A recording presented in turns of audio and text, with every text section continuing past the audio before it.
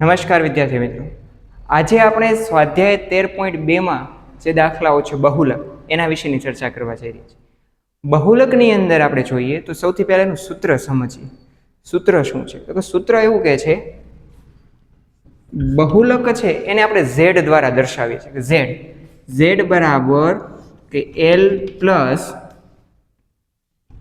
f1 minus f0 છેદમાં 2f1 minus f0 minus f2 ગુણ્યા h.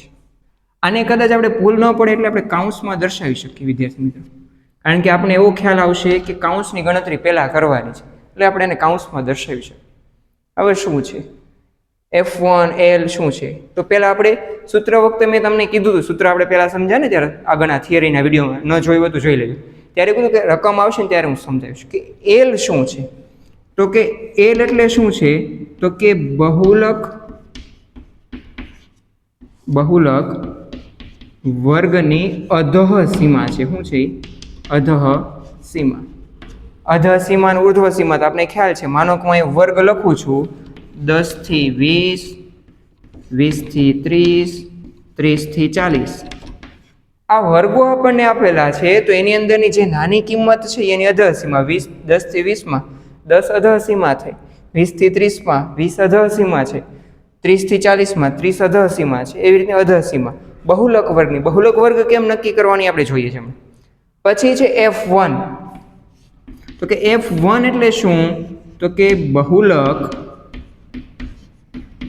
વર્ગની આવૃત્તિને લેવાની છે.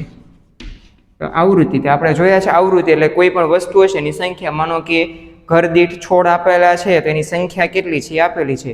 માનો કે વર્ગખંડમાં આવેલા ગુણ છે તો ગુણમાંથી કેટલા વિદ્યાર્થીઓ મળે કે 10 થી 20ની વચ્ચે કેટલા વિદ્યાર્થીઓ, તો વિદ્યાર્થીઓની સંખ્યા આપણી આવૃત્તિ થઈ. તો એવી રીતે આવૃત્તિ આવશે આપણી. પછી છે f0. તો કે સાહેબ f0 શું? તો કે f0 એટલે બહુલક વર્ગની આગળની આવૃત્તિ. માનો કે અહીંયા આગળ આપેલા છે વર્ગો, આપણે અહીંયા રકમ લખીએ છીએ, માનો કે 40 થી 50, 50 થી 60. હવે એની હું આવૃત્તિ લખું. આ આપણા છે વર્ગો, એની આવૃત્તિ એને fi કહીએ, બરોબર છે. પરંતુ જ્યારે બહુલક ગણીએ છીએ ત્યારે આપણે i ને અવગણીએ છીએ, આપણે ખાલી એને f કહીશું. f કહીએ તો અહીંયા આગળ માનો કે હું આવૃત્તિ લખું છું, અહીંયા આપ્યા છે માનો કે 3, અહીંયા આપ્યા છે 5, અહીંયા આપ્યા છે 7, અહીંયા આપ્યા છે 2 અને 1. તો પેલો પ્રશ્ન બહુલક વર્ગની અધઃ સીમા. બહુલક એટલે શું? તો આવૃત્તિની અંદર સૌથી મોટી રકમ છે આપણો બહુલક થયો. તો કે સૌથી મોટી રકમ કઈ છે? તો કે 7 છે આવૃત્તિની અંદર. તો પેલા એ બોક્સને છે ને આપણે હાઇલાઇટ કરી એટલે આપણે યાદી માટે રહે કે આ બોક્સની અંદરથી બધી વસ્તુ મળશે, આના આધારે મળશે. કેવી રીતે? 7 છે તો કે 7 છે. હવે પેલો એલ થશે બહુલક વર્ગની અધઃ સીમા. બહુલક વર્ગ એટલે આ વર્ગ મેળવો કહેવાય આપણે. એની અધઃ સીમા એટલે કેટલી થઈ? તો કે 30 એની અધઃ સીમા થઈ. એટલે આપણે અહીં માનો કે દાખલો ગણશું ત્યાં કેટલા લેશું? 30. આ ઉદાહરણ છે, આખો દાખલો જોશું સ્પષ્ટતાથી આપણે. 30. હવે બહુલક વર્ગની આવૃત્તિ, તો એની આવૃત્તિ કેટલી છે? 7. તો કે એ આપણો f1 થઈ ગયો. આપણો શું થઈ ગયો? f1. f0 એટલે શું? તો કે બહુલક વર્ગની આગળની આવૃત્તિ.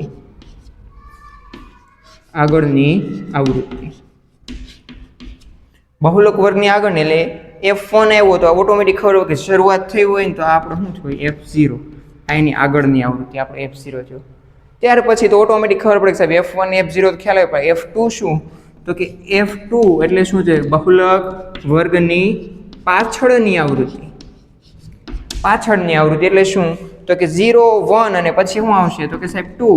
એટલે આપણો f2 થઈ ગયો. રેડી? આ ત્રણ કિંમત મળી ગઈ. l મળી ગઈ. હવે h.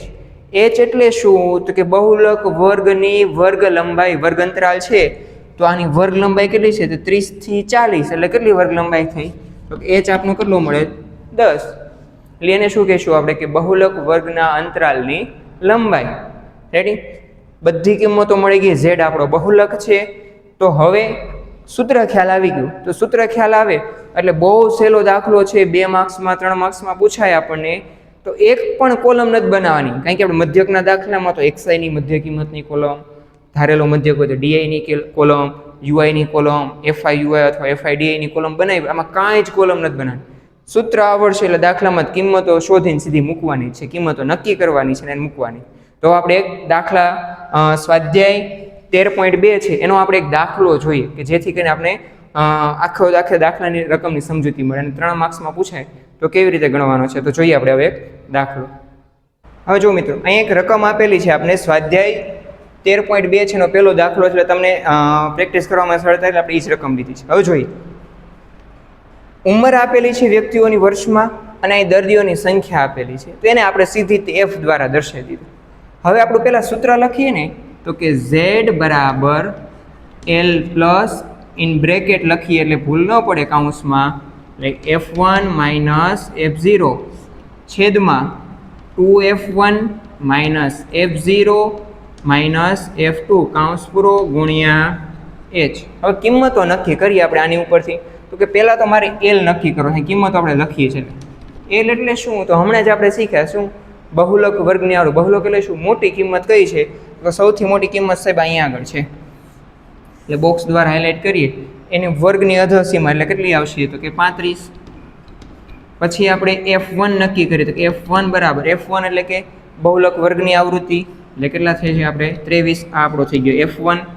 પછી કીધું છે F0 તો કે ઉપરની આવૃત્તિ એટલે કે આ આપણો થઈ ગયો F0 એટલે F0 બરાબર આપણે કેટલા લખશું તો કે 21 અને નીચેની એટલે આ આપણો થઈ ગયો F2 કેટલો આવશે અહીંયા નહીં દર્શાવીએ તો ચાલશે, આ તો સમજ માટે દર્શાવું છું પણ આ દર્શાવજો દાખલો હાઇલાઇટ થશે. શું કામ તો કે આપણા દાખલાની કિંમતો આપણે ખબર પડશે કે પહેલાં મૂકવાની શું છે. હવે L ખબર પડી ગઈ F1 F2 F0. હવે H એટલે કે વર્ગ લંબાઈ તો કે વર્ગ લંબાઈ કેટલી છે તો કે 35 થી 45 એટલે વર્ગ લંબાઈ કેટલી છે 10.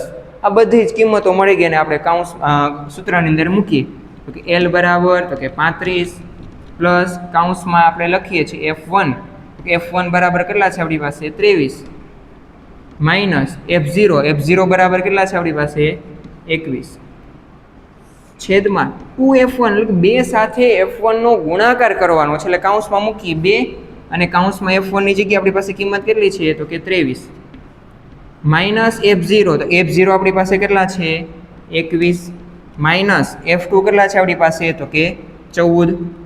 અહીં લખશું 14 કાઉન્સ પૂરો કરીએ ગુણ્યા H એટલે કેટલા છે આપણી પાસે 10.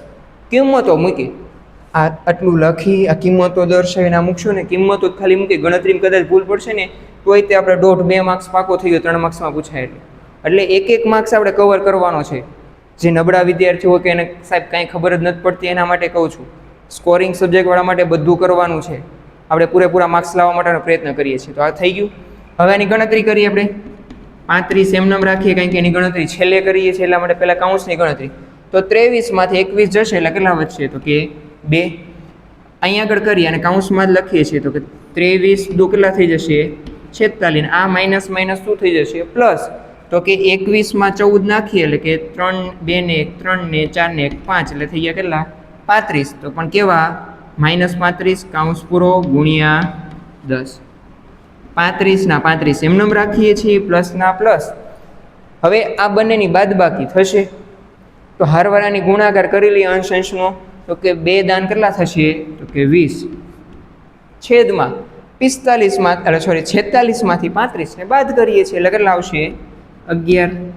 તો કે હવે આપણે કરીએ તો કે 35 પ્લસ 20 ભાંગ્યા 11 કરીએ કારણ કે છેદ નહીં ઉડે ભાગાકાર કરવો પડશે તો કે 11 એકા 11 9 વધશે એટલે પોઈન્ટ મૂકીને દશાંશ લઈશું એટલે કે 11 88 2 વધશે પાછું 1 11 9 99 એટલે આનો જવાબ આવશે 1.81. ન ફાવે તો 20 ભાંગ્યા 11 રફ પેજમાં આપણે ગુણાકાર કરી લેવાનો છે અને પોઈન્ટ મૂકી દેવાના ભાગાકાર તો આપણે આવડતા જ હોય છેદ ન ઉડે ત્યારે. હવે આ બંનેનો શું કરીએ છીએ સરવાળો તો કે 35માં નાખીએ એટલે કેટલા થઈ જશે તો કે 36.81. આપને મળી ગયો આપણો Z એટલે કે આપણો બહુલક. એકદમ સરળ, એક પણ કોલમ નથી બનાવવાની, ખાલી કિંમતો નક્કી કરીને સૂત્રમાં મૂકીએ છીએ એટલે એકદમ સરળ દાખલો છે વિદ્યાર્થી મિત્રો. 3 માર્ક્સમાં પૂછાઈ શકે છે કે બહુલક ગણો 3 માર્ક્સમાં તો આપણે આવડવો જોઈએ. કિંમતો ધારણ કરતી રકમો લખીએ સૂત્ર મૂકીને આસાની ગણતરી સરવાળા બાદબાકી ગુણાકાર પણ ક્યારે તો કે કાઉન્સવાળાની પહેલાં ગણતરી કરીએ પછી ગુણાકાર સાથે અને પછી એના ભાગાકાર કરીને છેલ્લે તે પ્લસ કે માઇનસ જે થશે એ એલ સાથેનું છેલ્લું સ્ટેપ જ રહેશે, એટલે એ ભૂલ ન થાય, એ ધ્યાન રાખવાનું છે. હજી એક દાખલો જોઈએ એટલે આપણે વધારે ખ્યાલ આવે. બીજો દાખલો જોઈએ આપણે. હવે બીજી રકમ આપેલી છે એ આપણે જોઈએ. અહીં આગળ સૂત્ર અને હાડપિંજર તૈયાર રાખ્યું છે, આપણે બહુ બોર્ડ વર્ક ન કરવું પડે એટલા માટે સમજીએ. હવે માનો કે અહીંયા આપણે આવૃત્તિ આપેલી છે. હા સોરી, એક સમજૂતી પહેલાં આપી દઉં મિત્રો કે પ્રશ્ન નંબર 1 હતો ને સાહેબ, એમાં મધ્યક પણ હતો, પણ મધ્યક આપણે નથી ગણ્યો કારણ કે આપણે ખબર છે ઓલરેડી આપણે મધ્યક ગણી ચૂક્યા છે, એટલે આપણે ખાલી બહુલક ઉપર અત્યારે ફોકસ કરીએ છીએ. હવે આની અંદર જોઈએ તો કે સૌથી પહેલા બહુલક, તો કે સૌથી મોટી આવૃત્તિ કઈ છે આમાં, તો કે સાહેબ 61 છે, એટલે કે આને આપણે હાઇલાઇટ કરીએ છીએ આ બોક્સને, આપણું આના આધારે કિંમતો નક્કી થાય બધી. હવે તો પેલો એલ, તો કે એલ કેટલો આવશે, તો કે 60. પછી F1 એટલે આપણો કેટલો થશે, તો કે 61. F0 એની ઉપર જ હશે, ઉપરનો એટલે કેટલો આવશે, તો કે 52. પછી એની પછીની આવૃત્તિ એટલે F2 આપણો એટલે કેટલો થશે, 38. અને H એટલે કે વર્ગ લંબાઈ કેટલી છે, તો કે 20 નું વર્ગ અંતરાલ છે. આમાં વર્ગ અંતરાલ વચ્ચેની લંબાઈ કેટલી છે, તો કે 20 ની. આ કિંમતો મળી ગઈ સૂત્રમાં. કિંમત મૂકી દઈએ આપણે, તો કે L છે, L ની જગ્યાએ કેટલા મૂકીએ છીએ આપણે, તો કે 60 પ્લસ પછી કાઉન્સમાં કિંમતો મૂકીએ આપણે, તો કે F1 બરાબર છે આપણી પાસે 61 માઇનસ F0 બરાબર છે આપણી પાસે 52. છેદમાં કિંમત મૂકીએ તો 2F1 એટલે 2 સાથે F1 નો ગુણાકાર, તો કે 2 કાઉન્સમાં કેટલા આવશે 61 માઇનસ F0 બરાબર આપણી પાસે છે, તો કે 52 માઇનસ F2 બરાબર છે આપણી પાસે, તો કે 38 કાઉન્સ પૂરો કરીએ ગુણ્યા H એટલે કેટલો છે આપણી પાસે 20. કિંમતોને મૂકી છે ખાલી એટલું કરીએ એટલે 1 થી 1.5 માર્ક આપણો પાકો થઈ ગયો. હવે આગળ ગણતરી કરીએ પહેલું સ્ટેપ, તો કે 60 ને એમ રાખીએ, પ્લસના પ્લસ કાઉન્સની અંદર આપણે ગણતરી કરીએ છીએ, તો કે 61 માંથી 52 કાઢીએ, બરાબર છે. 61 માંથી 52 કાઢીએ એટલે કેટલા વધશે, તો કે 9 છેદમાં 61 ગુણ્યા 2 કરી લે, 6 દુ 12 ને 2 એકા 2 એટલે કેટલા આવશે 122. માઇનસ માઇનસ પ્લસ થાય એટલે કે આમાં પ્લસ કરીએ એટલે કે 50 ને 60 ને 30 એટલે કે 90 માઇનસ 90 કાઉન્સ પૂરો ગુણ્યા. હવે બાદ બાકી કરીએ પછી છેદ ઉડાડશું, નકર અંશનો ગુણાકાર કરી નાખશું આપણે, તો કે 60 એમનામ પ્લસના પ્લસ 9 ના 9 છેદમાં 122 માંથી 90 કાઢીએ એટલે કેટલા વધશે, તો કે 2 ના 2 અને 9 12 માંથી 9 જશે એટલે કેટલા વધશે 3 32. હવે 32 ના 20 હારે કંઈ છેદ ઉડવાના નથી, પરંતુ આપણે લખીએ રકમને નાની બનાવીએ એટલે આપણે ભાંગાકારમાં સરળતા રહે, તો કે 32 વધ્યા છે. હવે ભાંગાકાર કરીએ તો કે આનો 2 હારે અને આના 2 હારે છેદ તો ઉડશે, તો કે 8 ચોકું 2 હારે કરતાં આપણે સીધા ઉડાડીએ 8 અને 4 પંચા 20 એટલે 2 ના 4 હારે ઉડે, 4 25 માંથી 4 ઉડી ગયા અને 4 અઠ્ઠા 32 માંથી 4 ઉડી ગયા એટલે 8 વધ્યા. હવે 8 ના 9 ના 5 ના છેદ ઉડતા નથી એટલે આપણે શું કરીએ છીએ, તો ગુણાકાર કરી નાખીએ, તો કે 60 વત્તા 9 પંચા 45 ભાગ્યા કેટલા કરશું આપણે 8 અહીં પડખે લખીએ છીએ આપણે થોડા. હાલો 9 પંચા, હવે 45 ભાગ્યા 8 કરીએ એટલે આપણો જવાબ આવી જાય પોઈન્ટમાં, તો કે 60 પ્લસ 45 ભાગ્યા 8 કરશું 8 પંચા 40 8 6 48 વધી એટલે 8 પંચા 40 એટલે કે 5 અને પછી ભાંગાકાર કરશું એટલે પોઈન્ટ પછી આવશે 625. મૌખિક ભાંગાકાર કરવો કે રફ પેજમાં કરીએ ને હવે આને પ્લસ કરી દઈએ, કેમ કે પોઈન્ટ પછી 3 રકમ અટકી જાય છે, જો વધારે હાલતી હોત તો આપણે પોઈન્ટ પછીની 2 જ રકમ લેતા આપણે, તો કે અહીં આગળ ભાંગાકાર સરવાળો કરી લે 60 ને 5 એટલે કે 65.625. આ આપણો Z એટલે કે આપને બહુલક મળી ગયું. એકદમ સરળ રીતથી બહુલક મળી જાય છે વિદ્યાર્થી મિત્રો, એટલે તમે જોઈ શકો છો બહુલક કેવી રીતે ગણવાનો છે. સરળ દાખલો છે, 3 માર્ક્સમાં પૂછાય તો રોકડા 3 માર્ક્સ મળે. કેવી રીતે મેળવવાના એ તમે દાખલો જોયો છે આખો, રોકડા 3 માર્ક્સ અને આપણે આરામથી મળી જાય.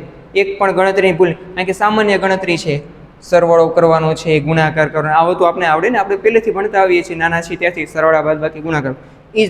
પણ ક્યારે કયું સ્ટેપ યોગ્ય મૂકવું, ક્યારે કઈ ગણતરી કરવી એ ધ્યાન રાખવાનું છે, એ ભૂલ ન થવી જોઈએ, તો આપણે પૂરેપૂરા માર્ક્સ આપને મળી જશે. એટલે આપણો ઝેડ આપણો મળી ગયો છે. અહીંયા કેટલો છે, તો કે 65.625. પોઈન્ટ પછીની 2 રકમ લખો તોય કાંઈ વાંધો નથી.